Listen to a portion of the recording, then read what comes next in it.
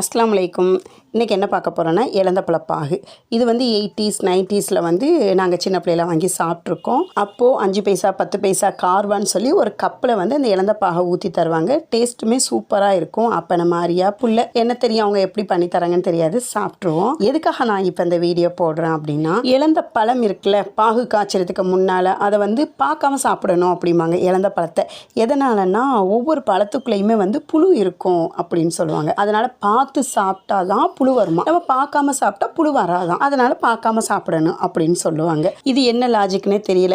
இருந்தாலும் என் மனசு கேட்காது. புழு இருக்குதுன்னு சொன்னதுக்கு அப்புறமும் எப்படி நம்மளால் சாப்பிட முடியும்? அதுக்காக நான் எப்போவுமே ஒவ்வொரு பழத்தையும் பிச்சு தான் பார்ப்பேன். பார்த்துட்டு அதுக்குள்ளே புளி இருந்துச்சுன்னா தூக்கி போட்டுருவேன், புளி இல்லைன்னா சாப்பிடுவேன். அப்போ இலந்த பாகு காய்ச்சறதுக்கு எப்படி காய்ச்ச முடியும்? உள்ளதான் புளி இருக்கே, முழுசாக காய்ச்சினா கண்டுபிடிக்க முடியாது. அதனால் நான் என்ன பண்ணுவேன்னா, இந்த மாதிரி இதுக்காக ஒரு மெனக்கெட்டு பண்ணுவேன்.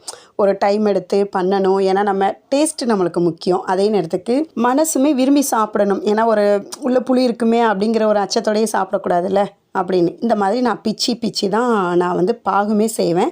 நான் பிச்சிட்டு இருக்கும்போதே புழு வந்துருச்சா, என்ன பண்ண முடியும்? அப்போ நம்மளுக்கு வந்து டேஸ்ட்டும் வேணும், அதே நேரத்துக்கு சுத்தமாகவும் இருக்கணும், புழுவும் இருக்கக்கூடாது. இதுக்காக ஒரு டைம் எடுத்து தான் நான் பண்ணினேன். இது ஃபுல்லாக புழு உள்ளது, அதனால் நான் அதை தனியாக ஒதுக்கிட்டேன். புளி இல்லாததை ஃபுல்லாக நான் எடுத்துகிட்ருக்கேன். அந்த காலத்தில் ஒரு சின்னதாக ஒரு கதை சொல்லிட்டாங்க, பார்த்து சாப்பிட்டா தான் புழு வரும், பார்க்காம சாப்பிட்டா புழு வராது அப்படின்னு. உள்ள புளி இருக்கிறதுனால தானே அது வருது. சில பழங்களில் புழுவும் பல பழங்களில் புளி இல்லாமல் இருந்துச்சு. அதனால் நான் கொஞ்சம் எனக்கு அதிகமாகவே பழம் கிடச்சிருச்சு, புளி இல்லாத பழம். அதை ஃபுல்லாக நான் எடுத்து வச்சுட்டேன். மிச்சது எல்லாத்தையும் தூக்கி போட்டேன். அதுக்கப்புறம் எனக்கு டைம் இல்லை, ரொம்ப எரிச்சலாகவும் போயிடுச்சு அதை க்ளீன் பண்ணிக்கிறேன். அதுக்கப்புறம் அதில் கொஞ்சமாக உப்பு, கொஞ்சமாக மிளகாய்த்தூள், தேவைன்னா நம்ம மிளகாய்த்தூள் சேர்த்துக்கிறலாம், தேவையில்லைன்னா அதை ஸ்கிப் பண்ணிடலாம். அவசியமாக சேர்க்கணுங்கிறது கிடையாது. நமக்கு எவ்வளோ இனிப்பு தேவையோ அந்தளவுக்கு போட்டுக்கலாம். பழம் புளிப்பாக இருந்துச்சுன்னா கொஞ்சம் அதிகமாகவே நம்ம இனிப்பு சேர்த்துக்கிறலாம். சீனி தான் நான் சேர்த்துக்கிட்டேன். அப்புறம் வந்து 2 கப்பு தண்ணி. இதை வந்து ஸ்டவ் ஆன் பண்ணி நல்லா கொதிக்க விட்டுருவோம். நாங்கள் சின்ன பிள்ளையில ஒரு வீட்டில் கடை வச்சுருப்பாங்க. அங்கே தான் அச்சாறு, இலந்தப்பழப்பாகு, மாங்காய் ஊறுகாய் அந்த மாதிரிலாம் விற்பாங்க. நாங்கள் போய் விளையாடிட்டு வாங்கி சாப்பிடுவோம். அப்போல்லாம் நம்மளுக்கு சுத்தம் பெரும்பாலும் தெரியாது,